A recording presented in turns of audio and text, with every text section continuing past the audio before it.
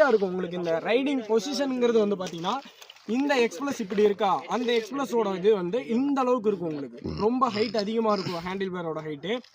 So எக்ஸ்பிளஸ் யாரெல்லாம் எடுக்கலாம் அப்படின்னு வந்து பார்த்தீங்கன்னா கொஞ்சம் டாலாக இருக்கணும். மினிமம் ஒரு 5.8 இருந்தீங்கன்னா தான் உங்களுக்கு கால் எட்டு. ஏன்னா நானே 5.8 தான், எனக்கு இவ்வளோ தான் எட்டுது.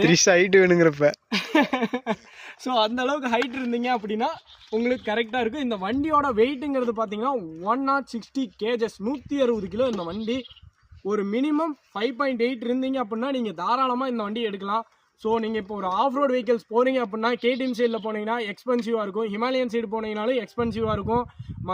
ஸோ உங்களுக்கு ஒரு பட்ஜெட்டில் ஒரு 200 cc ஆல்ரவுண்டர் வேணும் அப்படின்னா எக்ஸ்பிளஸ் நீங்கள் மஸ்ட்டு ட்ரை பண்ணலாம், பிரச்சனையே கிடையாது. எல்லாத்துக்குமே அடிக்கலாம். பை ரோடும் நீங்கள் பார்த்துருப்பீங்க ஆல்ரெடி நம்ம மூணார் வீடியோஸில்.